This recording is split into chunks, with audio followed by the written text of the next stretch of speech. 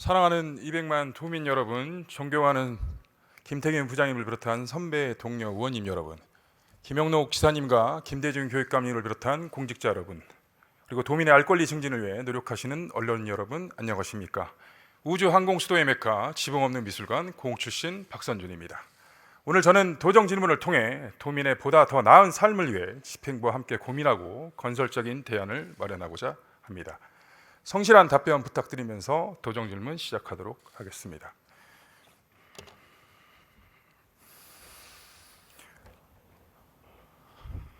먼저 명창환 행정부지사님 발언대 앞으로 나오시길 바랍니다.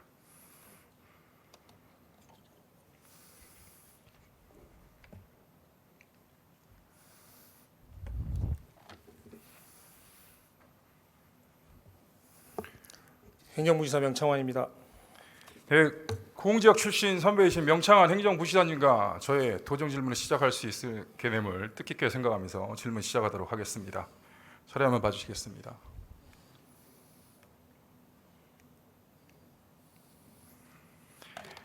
자료화면은 우리 전라남도에서 우리 전통시장이라든 소상공인에 대한 브랜드 개발 지원 사업의 예시가 있는데요. 우리 지금 전라남도에서 소상공인과 전통시장 상인들을 위해서 지원하고 있는 사업들에 대한 간략한 설명 부탁드리겠습니다. 먼저 농수축산에 종사하시는 도민들과 전통시장 및 소상공인들을 위해서 늘 심도 깊은 연구를 통해서 수준 높은 정책 대안을 제시해 주신 박선준 도의원님께 깊은 감사의 말씀드리겠습니다. 의원님께서 잘 아시는 것처럼 저희 도는 어려운 여건에 있는 전통시장 상인들과 소상공인들을 지원하기 위해서 다양한 정책을 추진하고 있습니다. 먼저 전통시장 활성화를 위해서는 시설 개선이나 콘텐츠 개발 같은 하드웨어와 소프트웨어 사업을 지원 사업을 추진하고 있습니다. 시설 개선 사업으로는 2000년도부터 전통시장 시설 현대화 사업을 추진하고 있고 주차장 확충 사업도 전개하고 있습니다.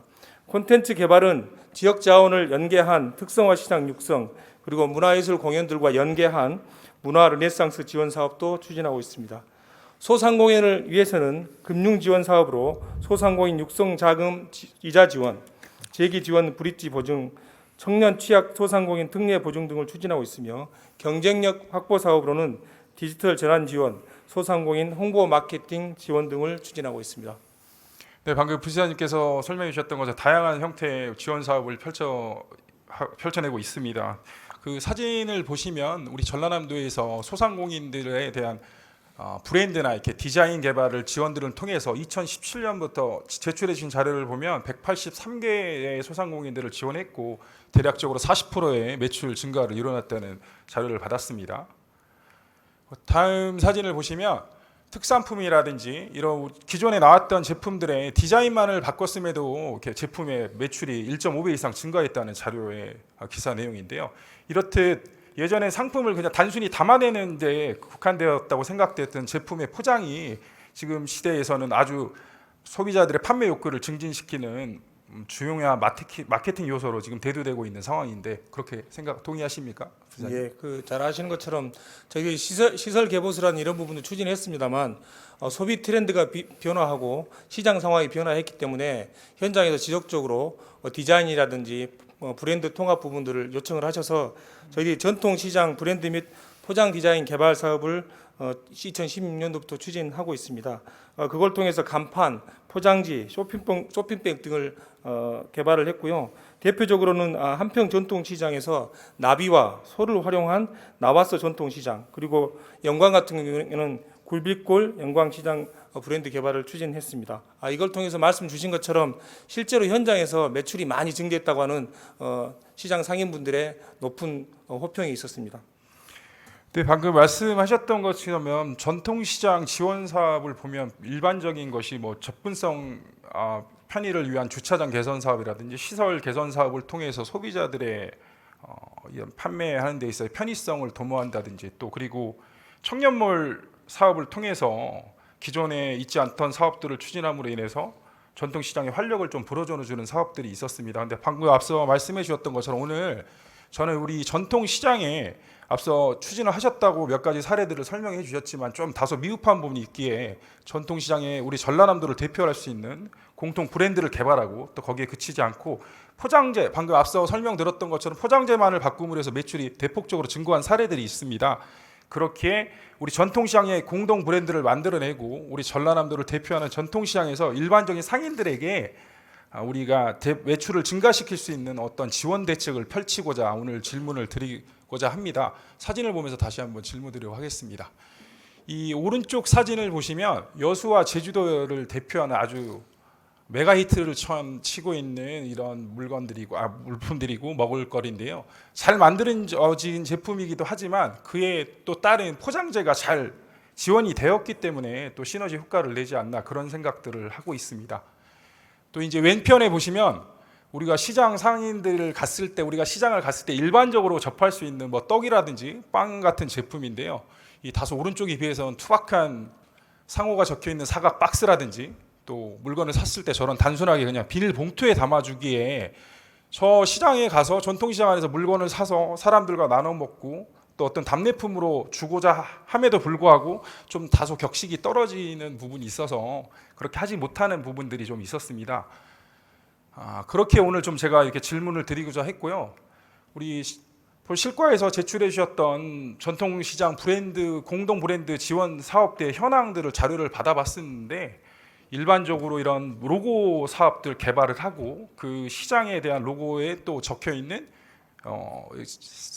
저 전통시장에 대한 비닐백이라든지 아니면 또 시장 장바구니를 또 만들어서 우리 소비자에게 지원하는 정도의 극한됐던 사업들의 자료가 나오기에 앞서 제가 말씀드렸던 것처럼 이런 공동 브랜드와 또 포장재 개발을 통해서 우리 전통시장 상인들에게 개발 지원을 하면 어떨까 하는 생각을 해봤는데 부시장님의 답변 한번 듣도록 하겠습니다.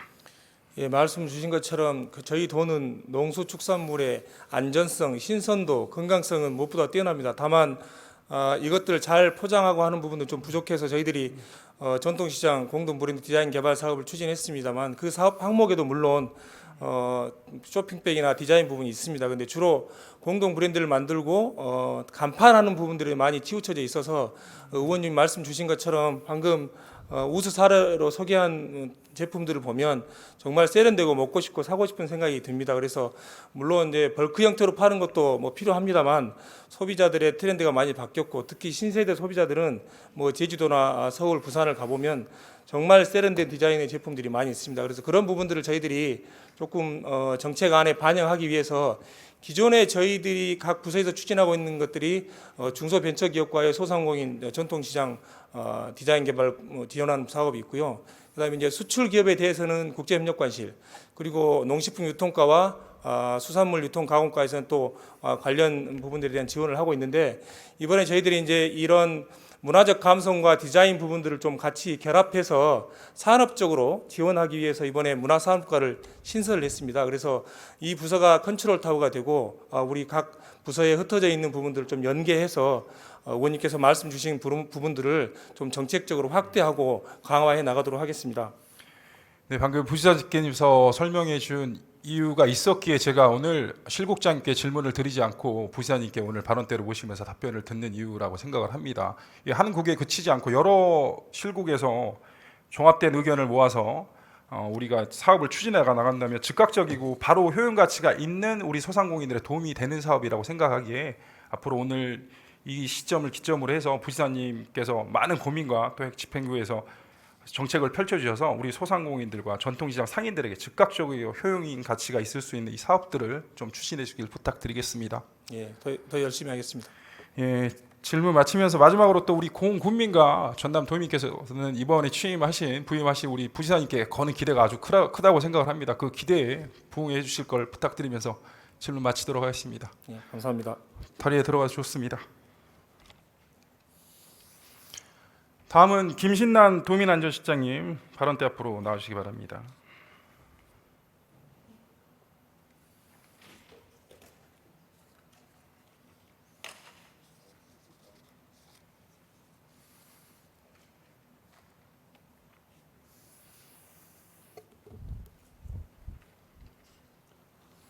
예, 도민안전실장입니다.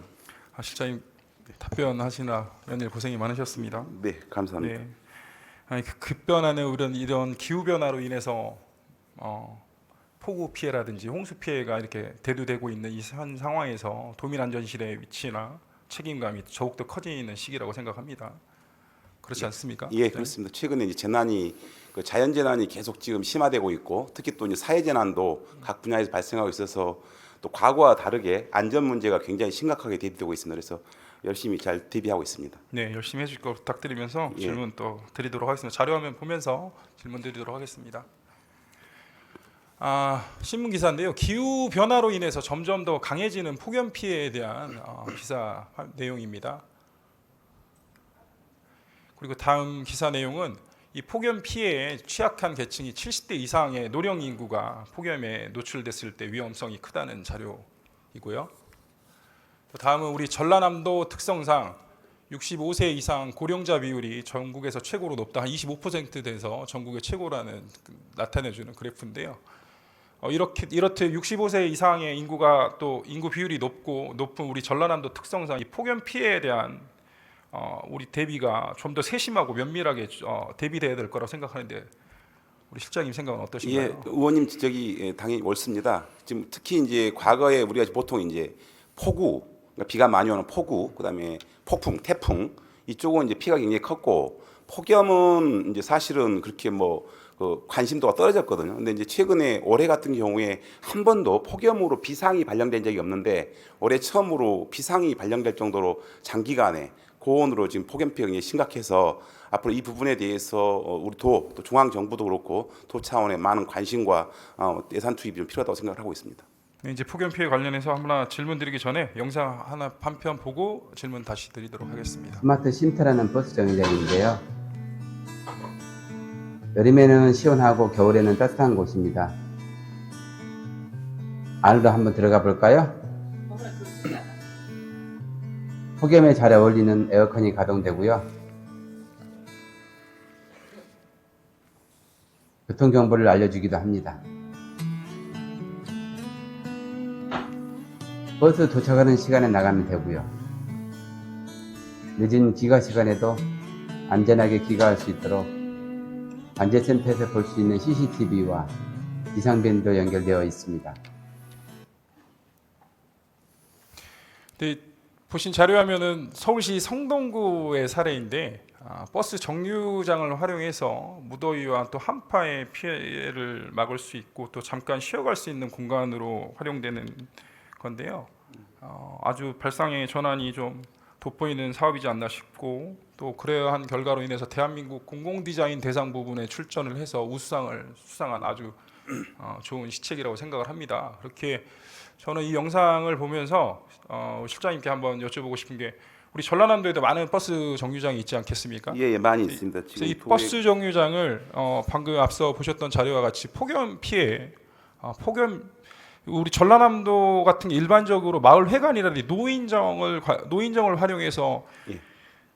무더위 쉼터를 지정을 하지 않겠습니까? 그래서 그렇습니다. 버스 정류장을 활용한 무더위 쉼터의 지정은 어떨까 한번 여쭤보고 싶은데 지금 어떤가요? 법상으로는 이제 그 의원님 방금 말씀하신 것처럼 무더위 쉼터를 지정하게 되면 일정한 공간이 필요합니다. 이 거주 공간 플러스 교육 훈련이 그런 공간이 필요하기 때문에 버스 정류장은 법률상의 무더위 쉼터로 지정은 어렵습니다. 현실적인 법률상 요건이 갖고 있고, 그러니까 성동구 같은 사례는 본인들이 쉼터라고 일상적으로 사실상 쓰는 용어지 저희 법률상의 쉼터는 아닙니다. 그래서 의원님 말씀한 것처럼 무더위 쉼터로 공식적으로 지정은 어렵고요. 거기에 대해서 저희들이 오히려 이제 활용하는 그러니까 그 버스 정류장을 어떻게 좀 우리가 무더위에서 대피할 수 있는 그런 시설로 활용할 것이냐 이런 부분에 대해서 고민을 하도록 그렇게 하겠습니다. 네, 알겠습니다. 다음 자료 화면 사진인데요. 사진을 보시면 평일 낮에 버스 정류장 사진이고요. 이날은 뭐 장날이 아님에도 불구하고 상당수의 어르신들께서 버스를 이용하시려고 기다리는 모습이 상당히 좀 인상적이지 않겠습니까? 뭐 병원이라든지 시장을 가셨다가 이제 버스 편을 이용해서 이제 귀가하시는 모습인데요. 장날인 건 저거보다 훨씬 많은 인원들이 앉아 계시기에 앉을 공간이 없을 정도입니다. 저렇게 유동 인구가 상당히 많은 버스 정류장이 제 생각에는 우리 전라남도 각 시군에 한두 곳 정도는 꼭 있을 거라고 생각을 합니다. 예, 있습니다. 예. 예.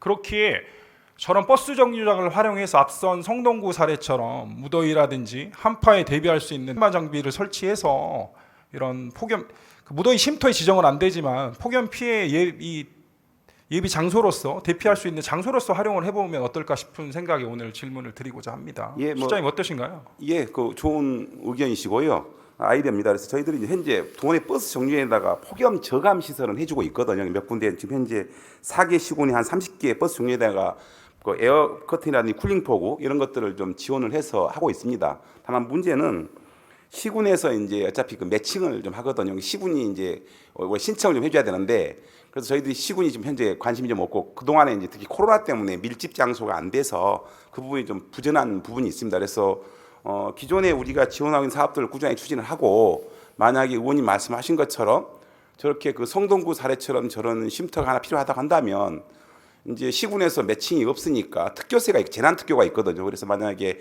유동 인구가 좀 많고 그다음에 저렇게 필요성이 있다고 한다면 한번 시범적으로 한번 좀 특교를 이용해 가지고 특교세를 이용해서 추진하는 걸 검토를 좀 하겠습니다. 근데 그 제출해 주신 자료에 보면 그린 쉼터라고 해서 뭐 1억 원 정도에 소요되는 예산에 쉼터의 사례가 있습니다. 근데 그런 정도 예산이 투입할 것이 아니라 기존에 있는 버스 정류장을 그대로 활용해서 또 우리 노인 인구 비율이 많은 우리 지역의 특성을 잘 살려서 우리 전남형 버스 정류장 쉼터를 개발하는 시기가 필요하지 않을까 하는 생각이 있고요. 앞서 말씀드렸던 것처럼 시군에서 수요 제출이 없다 하더라도 우리가 전남에서 선제적으로 한번 대응을 해보면 어떨까 하는 생각을 하고요. 우리 실장님께서도 한번 추진해 봐주시길 부탁드리겠습니다. 이제 문제는 항상 이게 시설이 설치가 되게 되면 설치야 뭐 단 일회성이면 상관이 없는데 나중에 항상 유지 운영이 문제가 되는 거거든요. 그래서 이제 도가 22개 시군에다 특정하게 시범적으로 몇 개 설치하더라도 직접 우리가 관리는 어렵습니다. 그래서 의원님 말씀하신 것처럼 그런 그 성동구 사례처럼 한번 시범적으로 검토를 해보겠습니다. 왜냐하면 이제 시군의 부담이 없는 범위 내에서 그리고 다만 이제 시군의 수요가 있다고 한다면 자기들이 유지 관리할 수 있다고 한다면 한번 저 특교로 활용해가지고 검토를 해보고 또 이제 나머지 예를 들어서 우리 어르신들에게 도움될 수 있는 방향에서 뭐 선풍기가 됐든 거기다가 이제 뭐 쿨링포가 됐든 그런 각종 폭염 저감 시설을 설치하는 것을 적극적으로 추진해 나가도록 하겠습니다. 근데 기술적인 부분은 또 사업을 추진하면서 이제 보완할 수도 있는 부분 아니겠습니까? 예, 그렇습니다. 버스 정류장이라는 형태가 계속해서 사람이 머무는 공간이 아니기에 또 오전이라든지 사람이 몰리는 시간대에 활용을 하고 또 타이머 장치를 통해서 꺼질 수 있는 방안을 마련한다면 뭐 그런 큰 에너지 낭비 없이 저런 버스 정류장을 활용해서 폭염이라든지 한파에 대비한 이런 시설을 만들 수 있다고 생각되기에 오늘 시점을 기점으로 해가지고 좀 도민길에서 한번 사업을 시범적으로 추진해 주길 부탁드리겠습니다. 예, 적극적으로 검토를 하겠습니다. 예, 앞으로도 지금까지 해오셨던 것처럼 도민의 보다 나은 안전한 삶을 위해서 노력해 주길 부탁드리면서 실장님께 질문 마치도록 하겠습니다. 자리에 돌아가 주셨습니다. 예. 예, 다음은 위강한 일자리 투자 유치국장님께 질문 드리도록 하겠습니다.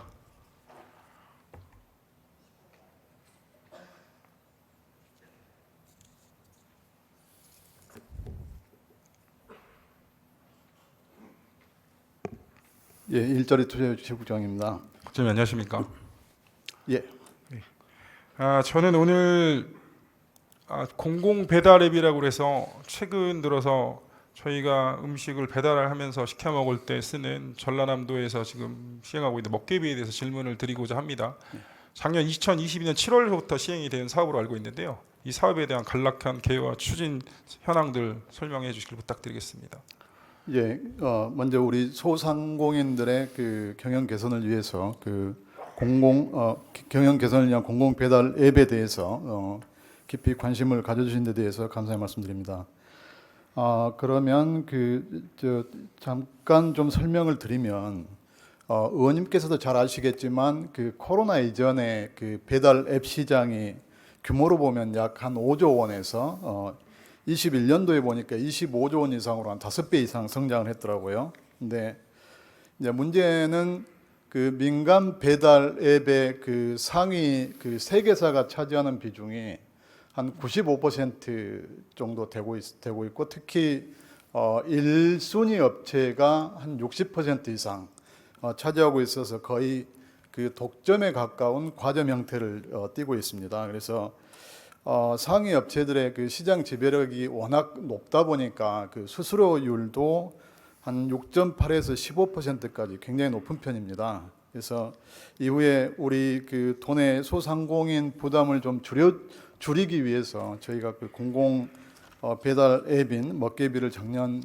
7월에 도입을 했고, 그리고 여기는 수수료가 한 1.5% 정도로 그 매우 낮은 편입니다. 그래서 이후에 저희가 가맹점하고 그 소비자들에게 그 홍보를 한 결과 금년 8월 말 기준으로 보니까 가맹점 수가 8,175개.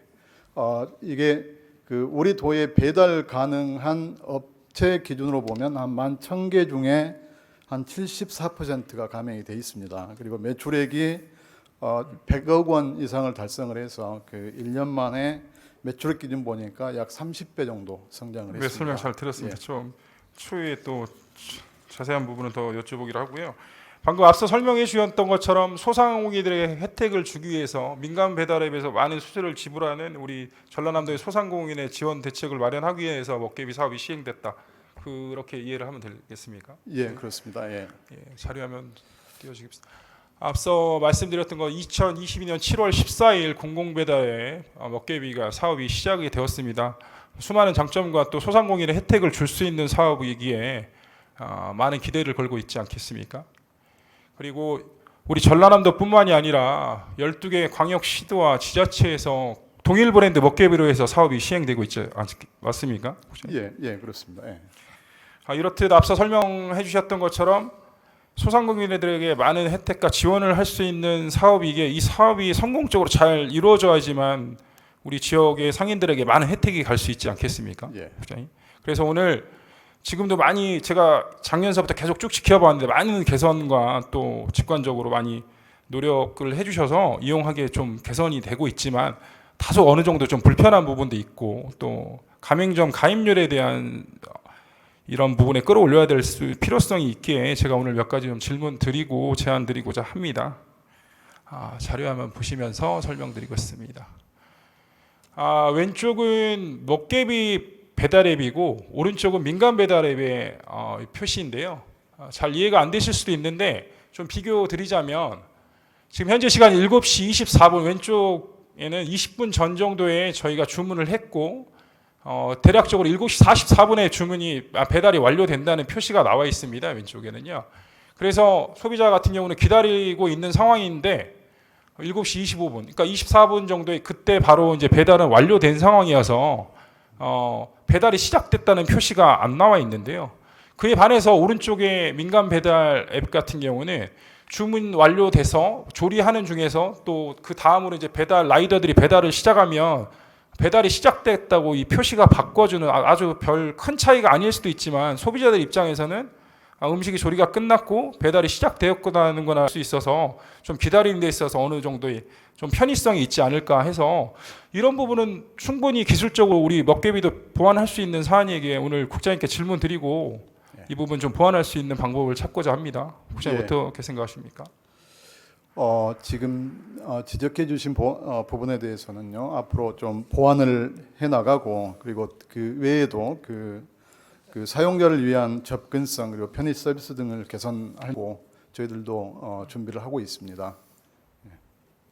예, 더 뭐 앞서도 말씀드렸던 건 많은 부분에 개선이 되었지만 이런 사소한 차이가 또 큰 결과의 차이를 보여줄 수 있기에 좀 더 보완해 주시고 노력해 주시길 부탁드립니다. 예, 그렇게 하겠습니다. 네.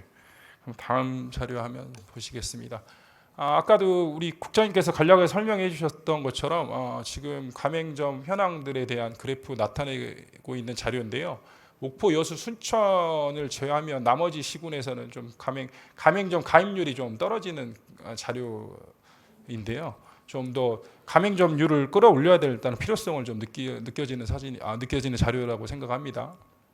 그리고 다음은 한국소비자원에서 조사한 내용인데요.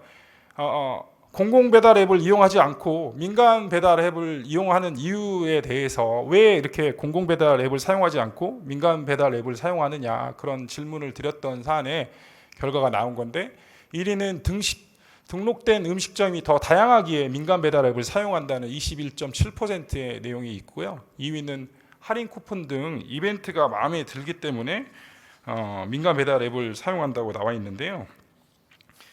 이런 쿠폰이나 할인 이벤트 같은 경우는 우리 정책적 지원을 통해서 바로 즉각적으로 보완할 수 있는 부분 아니겠습니까? 예산 투입을 통한다든지 우리 또 예전에 시행을 했던 것처럼 우리 할인 행사를 통한 다음에 그 부분은 2위에 나와 있는 이유는 충분히 보완할 수 있는 사안이라고 생각을 합니다. 예. 국장님 어떠신가요? 저도 네. 다른 민간 앱하고 공공 배달 앱을 같이 이용을 해보고 있는데 그 할인이나 이벤트는 그래도 저희가 예산을 투입하고 해서 오히려 민간 배달 앱보다는 좀 더 나은 편이거든요. 맞습니다. 가격 경쟁력은 좀 더 있습니다. 네. 그래서 또 다음 부분 나와 있으면 우리 네이버 소상공인 이용 카페인데 소상공인 본인도 식임 음식점을 운영을 하고 있고 먹개비 가입을 돼서 자기도 가맹점으로 활동을 하고 있는 상인인데 먹개비의 성공적인 안착을 위해서 본인도 먹개비를 이용하려고 노력을 했으나 배달되는 곳이 없어서 이용을 못했던 좀 클레임이 걸려 있는 네이버 카페 이런 내용을 캡처해봤습니다. 그리고 우리 작년에 2022년 7월 이후에 12월 우리 이용객들을 끌어올리기 위해서 대대적인 프로모션 할인 행사를 벌였지 않겠습니까? 또 1위 경은 일정 기간 12월 14일부터 2023년 3월 14일까지 이용한 이용 고객들 중에 1위는 현대자동차 캐스퍼, LG 그램 컴퓨터까지 주면서까지 이런 다양한 경품 행사를 펼쳐서 이용객들의 사용률을 끌어올리려는 정책들을 펼쳤습니다. 그래서 저는 오늘 좀 제안을 드리고 싶은 게 앞서 말씀드렸던 것처럼 가맹점 가입률이 올라가야지만 이용객들이 더 많이 이용을 할 수가 있고 또 우리 소상공인들에게 많은 혜택을 지원할 수 있어서 이렇게 유기적으로 잘 이 사업이 진행되면서 선순환 구조를 이룰 수 있는 구조가 형성되지 않겠습니까, 국장님? 예. 그래서 저는 생각이 이 소비자들에 대한 혜택을 할 게 아니라 일정 기간 동안에 가맹점이 가입하지 않았던 가맹점들이 몇 개월 사이에 그 가맹점으로 가입을 하면 그 가맹점들에게 대한 어떤 프로모션을 제안한다든지 혜택을 주면 그 기간에 또 요식업체 각 시군별로 요식업회가 있지 않겠습니까? 그쪽에 홍보를 해가서 일정 기간 동안 가입하지 않았던 가맹점들이 가입을 하면 그 기간에 뭐 저런 형태라든지 어떤 또 다른 형태가 될 수도 있겠지만 그런 혜택을 좀 준다면 지금까지 가입하지 않았던 가맹점들이 가입을 할 수 있는 요인이 될 수도 있다고 생각하는데 국장님 생각은 어떠신가요? 예. 의원님께서 말씀 주신 대로 그 가맹점 수를 늘리는 게 가장 중요한 요소라는 데 대해서는 저도 100% 공감을 하고요. 그래서 그 시군하고 협력해서 저희가 가맹점 모집을 좀 지속적으로 독려를 하고 있습니다. 그리고 특히 중점을 두는 분야는 그 프랜차이즈 가맹점들에 좀 중점적으로 해서 가맹점 수를 늘리려고 하고 있습니다. 그리고 의원님께서 제안해 주신 그 경품 이벤트 포함해서 배달 수수료 일부 지원이나 그다음에 그 식단표 메뉴에 대한 사진 촬영 이런 것들에 대해서 저희가 효과성을 감안해서 좀 좋은 정책을 더욱 개발하고 집중해 나가도록 하겠습니다. 네, 그 가맹점 앞서도 계속 강조한 가맹점 가입률을 끌어올리신 것이 먹개비가 성공할 수 있는 가장 큰 키포인트라고 생각하기에 제안드렸고 좀 심각하게 한번 고민해 주시길 부탁드리겠습니다. 예, 그러겠습니다. 예. 네, 다음 자료 한번 보시겠습니다. 배달앱에서는 지금 민간 배달앱에서는 배달뿐만이 아니라 전통 지역 특산품 판매에도 상당 부분 열을 올리고 있습니다. 그에 반해서 우리 먹개비에서 나와 있는 제품에 등록된 제품 수라든지 그런 부분이 많이 부족해 보이는 분이 나와서 자료 화면을 띄웠었는데요. 제가 이거 화면을 보면서 생각했던 게 기존에 지금 우리 전라남도에서 운영하고 있는 남도장 온라인 샵이 있습니다. 그래서 이 먹개비와 온라인 장터, 남도 장터를 협업을 통해서 먹개비에서 온라인 장터에 있는 물건들이나 제품들을 살 수 있는 그런 구조를 한번 이뤄보면 어떨까 하는 생각이 있어서 한번 그 부분도 고민해 봐주시고 예. 협업을 통한 시너지 효과를 낼 수 있는 부분이 있다면 한번 우리 검토해 주시길 부탁드리겠습니다. 심도 있는 검토 부탁드리겠습니다. 예, 알겠습니다. 그 방금 화면에서 보여주셨지만 지금 현재 영암 모화가하고 해남 고구마 등 그 로컬 푸드를 일부 좀 판매하고 있는데 일부가 3가지 정도 등록이 좀 돼 있더라고요. 앞으로 예, 너무 그 미비한 신규 판매 안이어서 업체들을 예. 저희가 계속 찾고 있습니다. 찾고 있고 그리고 남도 장터 운영진과도 좀 협의해서 그 남도 장터 몰하고 우리 먹개비하고 좀 연계가 돼서 그 먹개비를 통한 남도 장터 그 상품들이 좀 더 많이 팔릴 수 있도록 노력을 해 나가겠습니다. 네. 그리고 마지막 사진을 보시면 전통시장과 활용한 먹개비에서 전통시장 상인들에게 새로운 판매 기회를 제공하는 또 사례의 타 시도 사례입니다. 그래서 이 부분을 잘 검토하셔서 우리 전라남도에서도 전통시장과 연계해서 우리 지역 상인들에게 새로운 판매 기회를 제공할 수 있는 기회가 없을까 한번 고민해 봐시고 예. 한번 찾아봐 주시기 부탁드리겠습니다. 예, 그 저희 기왕에 제가 말씀드릴 기회를 주셨으니까 그 저희도 전통시장 그 온라인 플랫폼인 그 별빛 장터를 운영을 하고 있습니다. 그래서 앞으로 우리 상인회하고 별빛 장터 운영진하고 같이 협의해서 그 여기도 같이 온라인으로 엮여져서 좀 연계 운영할 수 있도록 방안을 찾아보겠습니다. 네, 예. 국장님 감사합니다. 이 나라 살림의 허리 역할을 맡고 있는 우리 소상공인들의 삶이 희망이 있어야지만 대한민국의 또 미래가 밝지 않겠습니까? 그래서 그 역할을 할 수 있는데 우리 전라남도에서 더욱더 노력해 주실 부탁드리면서 국장님께 질문 마치도록 하겠습니다. 예, 감사합니다. 자리에 들어가 주셨습니다. 고맙습니다.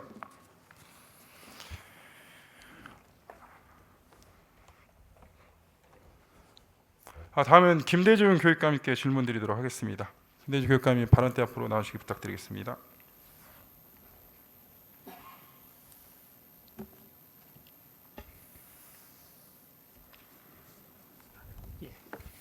교육감님 오늘 답변하시는 엄청 고생이 많으신 것 같습니다. 예, 교육에 대한 관심이 많으셔서 저희들한테 좋은 또 기회인 것 같습니다. 우리 전라남도의 특성상 사회 기반 시설이라든지 또 문화적 혜택이 좀 부족한 부분이 있기에 타 대도시에 비해서 우리 전라남도의 방과 후 학교라든지 그런 교육이 학교에 끝났을 때 교육이 또 상당히 다른 대도시에 비해서 중요하지 않겠습니까? 그렇습니다. 교육감님? 예, 그래서 우리 전라남도에서 시행하고 있는 방과 후 늘봄 학교라고 형태 알고 있는데요. 예, 그런 부분에 대해서 간략하게 설명 부탁드리겠습니다. 예. 의원님께서 말씀하셨듯이 전라남도는 여러 가지 면에서 교육 인프라가 부족하기 때문에 그걸 이제 균형 있게 교육력을 높이려면 그 방과 후 프로그램을 강화해야 됩니다. 그리고 또 한편으로는 이제 돌봄도 저희들이 이제 그 시범 교육청이 돼서 운영을 하고 있는데요. 이제 돌봄도 단순히 그 휴식이랄지 놀이 간식을 제공하는 정도의 수준이 아니라 교육적 기능을 넣어서 돌봄 시간에 우리 아이들이 색종이 접기를 한다랄지 또는 뉴스포츠를 한다랄지 또 만화나 미술을 또 책 읽는 습관을 이때부터 갖추도록 한다랄지 이런 것들을 돌봄에 넣어서 지금 추진하고 있다는 말씀을 드리고요. 특히 이제 초중고의 방과 후를 좀 강화하기 위해서 저희 민선 4기에 들어와서는 이 부분을 특별하게 좀 강화를 하고 있습니다. 지금 방과 후는 822개 학교에서 16,517개 프로그램이 운영이 되고 있습니다.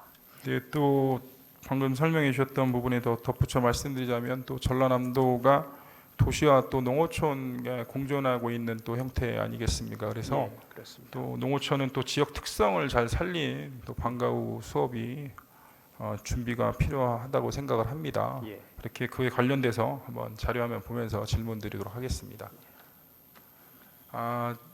늘봄학교 운영 계획에 대한 개요들이 나와 있고요.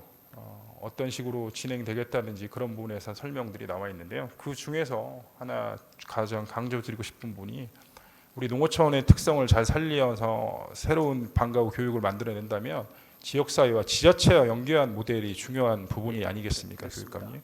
그래서 그런 부분에 있어서 지금까지 해오던 방과 후 수업 중에 하나가 형태가 지역사회와 연계한 토요 프로그램이라는 방과 후 수업이 있었습니다. 예. 아주 농어촌은 특성을 고려했을 때 계속해서 지속돼야 될 사업이라고 저는 생각을 합니다만 네. 2021년도에 예산 부족을 이유로서 이렇게 한 번에 사업이 폐지됩니다. 그래서 이 부분에 대한 내용 알고 있으실까요? 예, 알고 있습니다. 그래서 제가 앞서도 방금 말씀드렸던 것처럼 점차적인 축소라든지 또 농어촌의 현실을 감안한다면 지속되었어야 될 사업임에도 불구하고 급속도로 사업이 폐지됨으로 인해서 상당히 부작용이 있었다고 생각을 하는데 교육감의 생각은 어떠신가요? 예, 저희 민선 4기에 들어와서 방과후 아까도 말씀 방과후에 여러 가지 교육력을 높이기 위한 여러 가지 그 정책을 준비하면서 이게 토요 방과후 프로그램을 중단됐던 부분을 점검을 했습니다. 대다수의 학부모들이나 학생들의 의견들은 토요 방과후가 필요하다. 그래서 이건 다시 추진하는 게 좋겠다고 해서 지금 목포하고 여수, 해남은 지금 추진을 하고 있습니다. 그리고 이걸 계속 확대해 나가려고 지금 추진하고 있습니다. 네, 대도시보다는 또 군 단위에 더 필요한 저는 그렇습니다. 사업이라고 생각을 하기에 예. 향후 우리 늘름학교라든지 토요 방과후 수업에 대한 농어촌의 현실과 특성을 좀 감안하셔서 예. 지역 사회와 지자체와 연계한 방과후 프로그램을 잘 더욱더 많은 육성해 주길 부탁드리겠습니다. 그렇게 하겠습니다. 다음 자료 한번 더 보시겠습니다.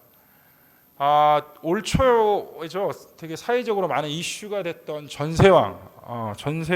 빌라왕 전세 사기로 인해서 피해를 입은 기사 내용인데요. 전세 사기 피해로 인해서 많은 청년들이 올해 세상을 저버린 또 안타까운 기사들 내용들도 많이 올 한 해 접했지 않겠습니까? 네.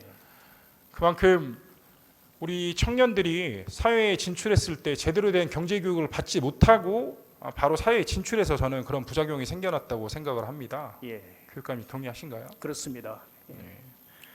그래서 이런 사회적 분위기를 반영해서 서울 디지털대학교인데요. 디지털대학교에서 온라인 강의로 교양 강좌이긴 하지만 부동산 계약 잘하는 법에 관한 강의가 생겨났고 또 그 강의를 맡은 교수가 일반적인 이론 교수가 아니라 서울에서 행복재테크라는 카페를 운영하는 또 대표로서 아주 유명한 부동산 인플루언서는 송사무장이라 불리는 송희창 대표가 이 강의를 맡아서 상당히 이슈가 됐던 내용이 있습니다. 예.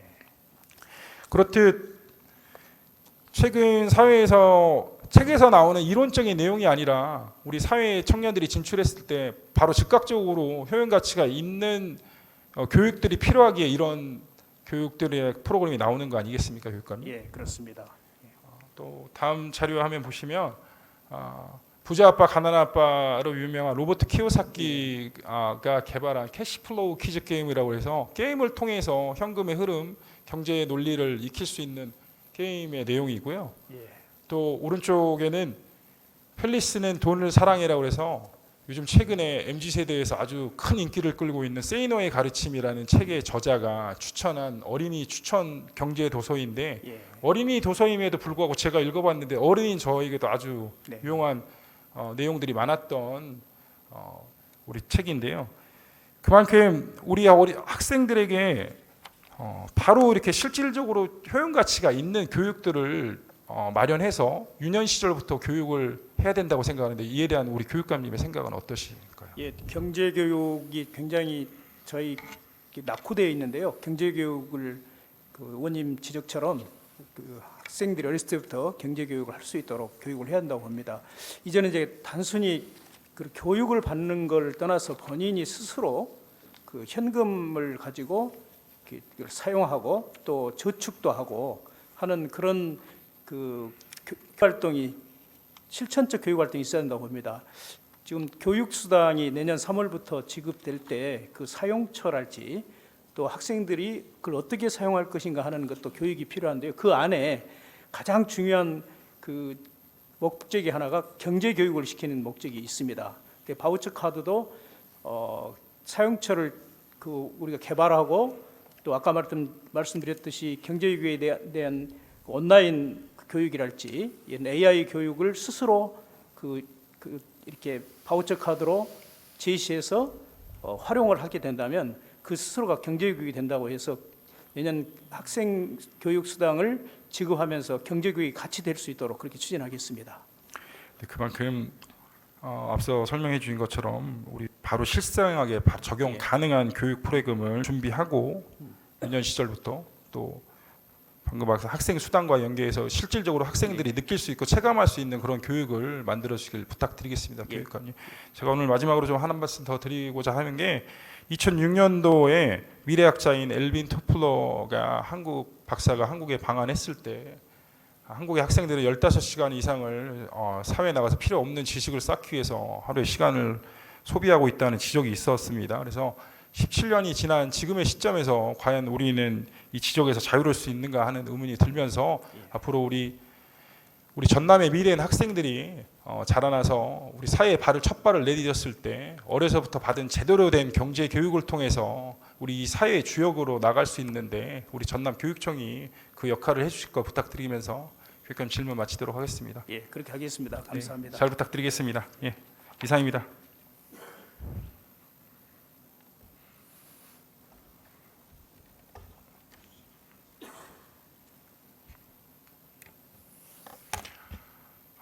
사랑하는 국민 여러분, 그리고 200만 전남 도민 여러분, 그동안 도민의 보다 더 나은 삶을 위해 만들기 위해 2년 6개월 동안 최선을 다해 달려왔습니다.